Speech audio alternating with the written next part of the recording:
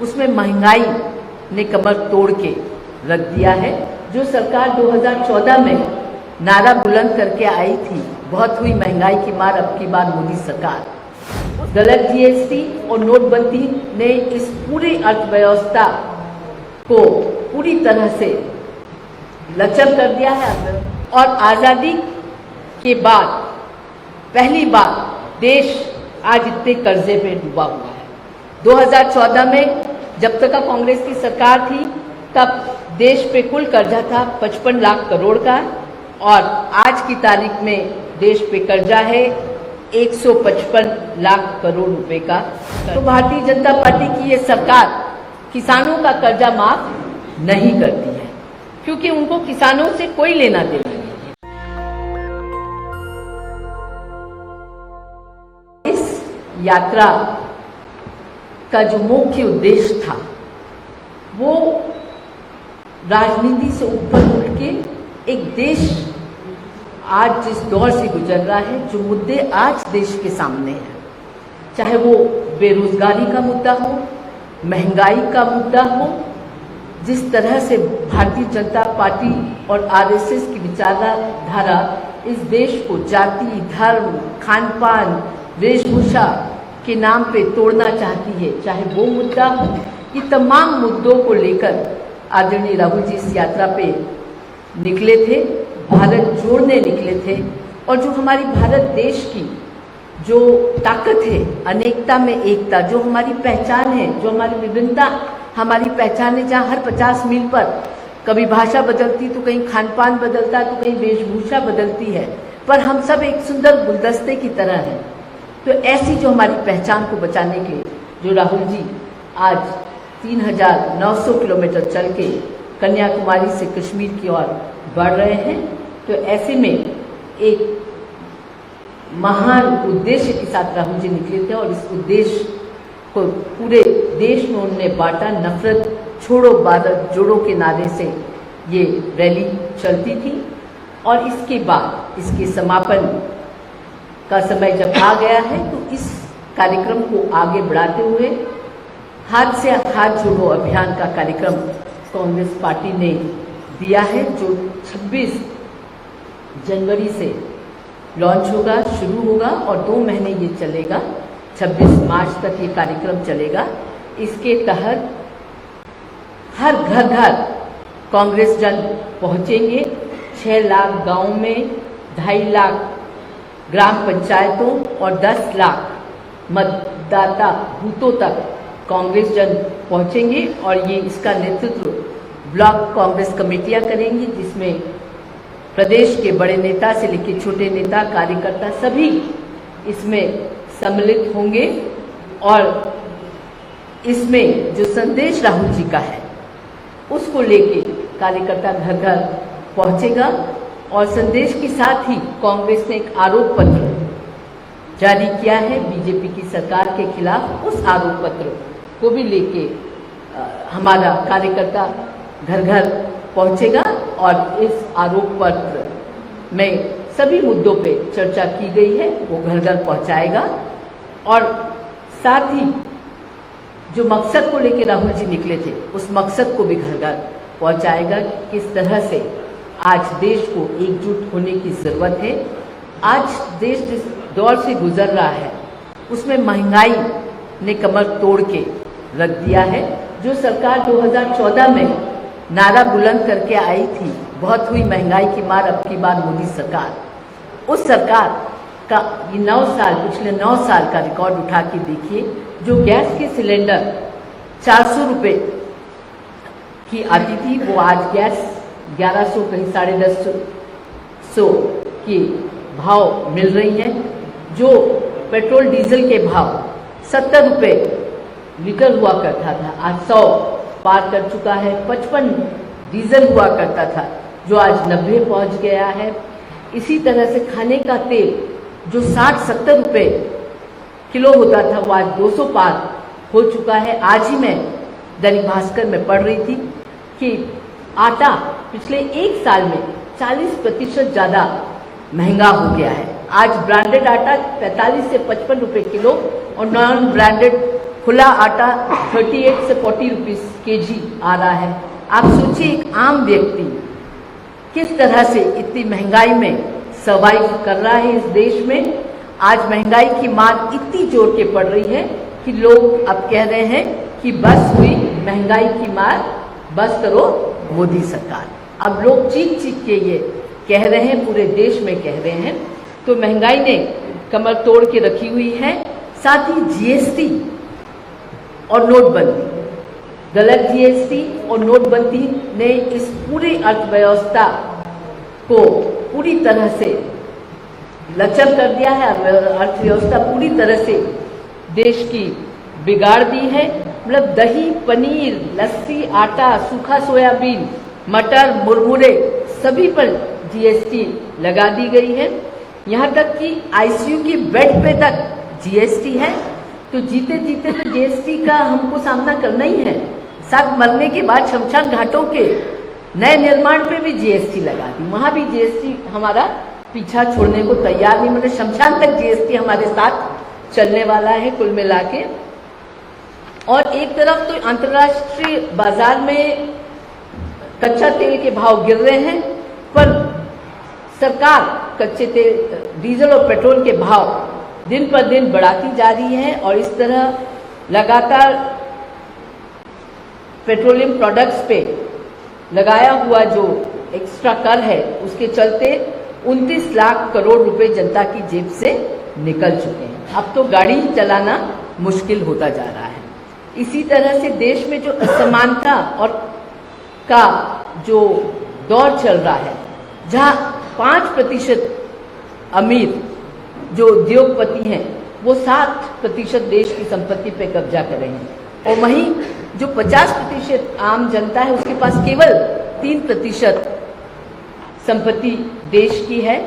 और विडंबना देखिए कि ये जो 10% लोग हैं उनकी भागीदारी जीएसटी में केवल 3% है, और जो 50% लोग हैं उनकी भागीदारी जीएसटी में 64% है। और जो महामारी हुई, कोरोना की महामारी हुई, उसमें सब जानते हैं कि किस तरह से सरकार ने ऑक्सीजन के मोहताज करा, किस तरह से नदियों में लाखों लोगों को बहाया गया मिसमैनेजमेंट के चलते, किस तरह लोगों को न ऑक्सीजन मिली, न अस्पताल मिला, न दवाइयाँ मिली, किस तरह से कोरोना काल बीता, ये कोई भूला नहीं है। साथ ही इस दौर में पर जो पूंजीपति थे, जो 100 बड़े पूंजीपति थे इस देश के, उन्होंने कोरोना काल में 13 लाख करोड़ रुपए कमाए, और वहीं 12 करोड़ मेहनतकश लोगों ने अपने रोजगार खोए हैं। हमने देखा जहां हजारों मील गरीब आदमी चल के आया, उसके पास कोई व्यवस्था नहीं थी, चप्पल नहीं थे, पूरी टोकरियां, बच्चे घर बार सर पे रख के पैदल चल के आया, पर सरकार आंख मूंद के पड़ी रही। सरकार पे जू तक नहीं रहेंगी कि कुछ गरीबों के लिए करना है, कि उनके रोजगार के लिए करना है, कोई चिंता सरकार को नहीं रही, क्योंकि सरकार पूंजीपतियों की सरकार है, यह आम आदमी या गरीब की सरकार नहीं है। यहाँ तक कि कुछ मित्रों ने, मोदी जी के मित्रों ने तो 1000 करोड़ रुपए प्रतिदिन भी कमाए हैं इस कोरोना काल की बात करें तो हम। और एक तरफ पूंजीपति पैसा कमा रहे हैं, दूसरी तरफ पूंजीपतियों को भारतीय जनता पार्टी के इस सरकार की सरपरस्ती में लोन लेके देश छोड़ के भाग रहे हैं। ऐसे में देश को 5,35,000 करोड़ का बैंक का फ्रॉड हुआ और नुकसान हुआ, जिसमें सब जानते हैं नीरव मोदी, मेहुल चोकसी, ऋषि अग्रवाल और मलया, विजय मलया जैसे लोगों ने इस देश को कितना नुकसान किया। और उनको सबको पेट्रोनेज था इस सरकार का, बीजेपी की सरकार का। और आज़ादी के बाद पहली बार देश आज इतने कर्जे पे डूबा हुआ है। 2014 में जब तक कांग्रेस की सरकार थी तब देश पे कुल कर्जा था 55 लाख करोड़ का, और आज की तारीख में देश पे कर्जा है 155 लाख करोड़ रुपए का कर्जा देश पर है। और अगर हम ग्लोबल हंगर इंडेक्स की बात करें तो उसमें देश 55वें स्थान से लुढ़क कर 101वें स्थान पर पहुंच गया हुआ है, जिसमें की लिस्ट है 116 देशों की, तो हम 101 नंबर पे पहुंच गए हैं। जब ये डॉलर की कीमत की बात करते थे, जब सरकार कांग्रेस की थी, तब बड़े बड़े बयान देते थे मोदी जी और तमाम बीजेपी के नेता, और अब आप उनसे पूछे कि डॉलर की कीमत कैसे लुढ़क रही है, तो क्या प्रधानमंत्री की साख भी उसी तरह लुढ़क रही है जो कि इन्होंने तब मनमोहन जी की सरकार के टाइम कहा था। अगर किसानों की बात करें तो किसान की हालत तो बहुत खराब है आज की तारीख में। इस देश में हर जगह का किसान राहुल जी से मिला और उनने ढेर सारी अपनी समस्याएं राहुल जी को बताई। एनओसी की जो नेशनल स्टैटिस्टिकल ऑफिस की रिपोर्ट के अनुसार एक औसत किसान की आमदनी आज की तारीख में प्रतिदिन मात्र 27 रुपये है, जो कि मनरेगा से भी कम है। और वहीं एक औसत किसान पर अगर कर्जे की बात करें तो 74,000 रुपीज पर किसान कर्जा किसानों पे है इस देश में। और किसानों की कर्जा माफी की हम बात करें तो भारतीय जनता पार्टी की ये सरकार किसानों का कर्जा माफ नहीं करती है, क्योंकि उनको किसानों से कोई लेना देना नहीं है। और कॉर्पोरेट टैक्स जरूर कम करके 1,84,000 करोड़ रुपीस का नुकसान ये सरकार देश को करती है, देश को उतनी की चपत लगाती है कॉर्पोरेट टैक्स कम करके, पर किसानों की चिंता इन्हें नहीं, किसानों का कर्जा माफ ये नहीं करती है। और साथ ही जो इन्होंने वादा किया था कि किसानों की आमदनी दुगनी करेंगे, वहीं हाल ये है कि आमदनी तो दुगनी नहीं हुई, पर 25,000 रुपये हेक्टेयर लागत जरूर किसानों की बढ़ गई है प्रति हेक्टेयर, क्योंकि इनने जीएसटी हर चीज पे लगा दी है। कि कृषि यंत्रों पे जीएसटी है तो खाद और कीटनाशकों पे भी जीएसटी लगा दी है। ऐसे में किसान आज बेहद परेशान है और किसान आत्महत्या बढ़ती चली जा रही है, क्योंकि वो कर्ज से डूब गया है। मोदी राज में करीब 89,184 किसानों ने आत्महत्या करी है और इन जनरल 8 वर्षों में नागरिकों का मनोबल पूरी तरह से टूट गया है। वो आर्थिक और सामाजिक रूप से प्रताड़ित किया जा रहा है। और ऐसे में ये 2021 का आंकड़ा है कि 1,64,033 लोगों ने आत्महत्या की है, जिसमें कि जो रोज कमाकर आजीविका चलाते थे उनकी संख्या की हम बात करें तो 42,004 लोगों ने आत्महत्या की है।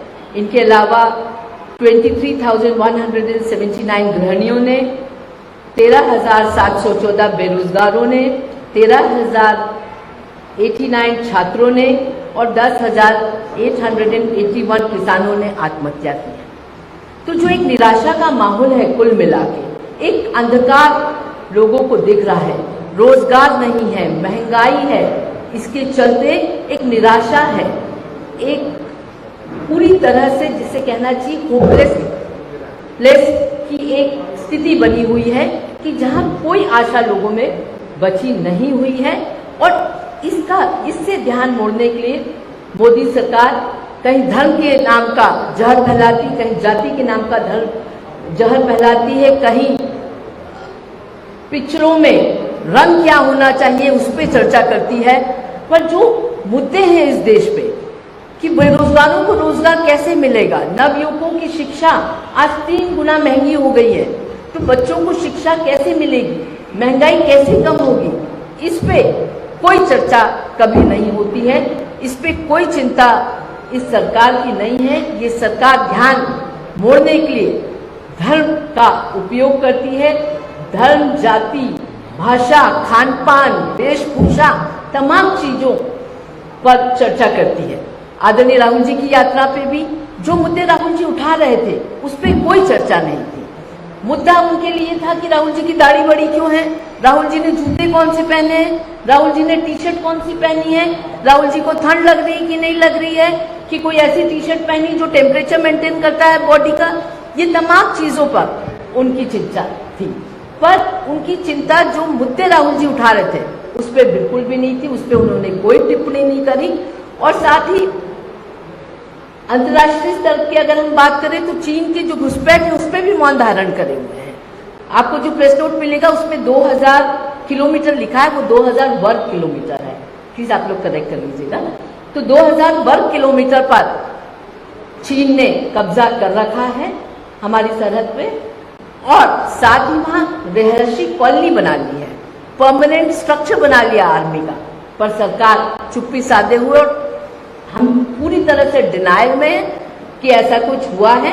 साथ ही चिंता का विषय है कि आजादी से लेके आज तक इंपोर्ट सबसे ज्यादा चाइना से आज की तारीख में हो रहा है, करीब $100 बिलियन का इंपोर्ट हो रहा है, जिससे हमारे एमएसएमई सेक्टर पूरी तरह से तबाह हो रहा है। एक तरफ हम मेक इन इंडिया का नारा देते हैं और दूसरी तरफ हम इतना इंपोर्ट कर रहे हैं चीज जिससे कि हमारा एमएसएमई सेक्टर पूरी तरह से मर रहा है। सांप्रदायिक विद्वेष तो ये फैलाते ही हैं और फैला भी रहे हैं। हम देखते हैं, आए दिन देखते हैं कि इन बातों पे उनका सबसे ज्यादा जोर रहता है। वो जिसे कहना चाहिए धर्म का ओपियम पिला के लोगों को मदमस्त रखना चाहते हैं, वो लोगों को बांटना चाहते हैं, इस देश की जो पहचान है उसको तोड़ना चाहते हैं। और इसीलिए जो आदरणीय राहुल जी ने ये यात्रा निकाली थी और आगे हाथ से हाथ जोड़ो अभियान भी घर घर तक हम पहुंचाना चाहते हैं, जिससे कि लोगों का जो मेन मुद्दे हैं उस पर देश में चर्चा हो, देश को कोई भी जाति धर्म के नाम पे ना बांटे, हमारे सामाजिक सौहार्द को बिगाड़ने की कोशिश कोई ना करे। इसलिए ये अभियान शुरू होने वाला है 26 तारीख से, और हर प्रदेश में इंचार्ज बनाए गए हैं। आपके यहाँ भी अरुण यादव जी छत्तीसगढ़ में इंचार्ज बने हैं और स्टेट लेवल पे इंचार्ज हैं, डिस्ट्रिक्ट लेवल पे हैं, ब्लॉक लेवल पे इंचार्ज बने हैं और इस कार्यक्रम को बूथ तक ले जाएंगे, घर घर हमारा कार्यकर्ता ले जाएगा।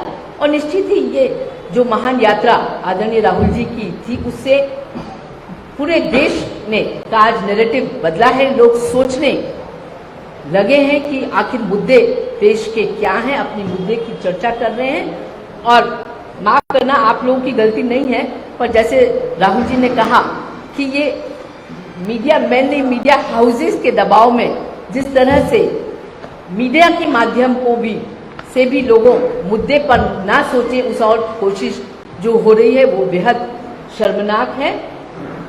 और निश्चित ही इस देश की जनता समझती है, जिस तरह से राहुल जी को जो अपार समर्थन और प्यार मिला वो अपने आप में दिखाता है कि देश की जनता समझ रही है कि मुद्दे क्या हैं और वो क्या चाहती है। आज युवक रोजगार चाहता है, किसान चाहता है कि उसकी मेहनत की कमाई उसे मिले, महिलाएं चाहती हैं कि महंगाई से उसको निजात मिले। और जिस तरह से 27% महिला अत्याचार इस सरकार के रहते बढ़ा है, रेप गैंग रेप आम बात हो गई है।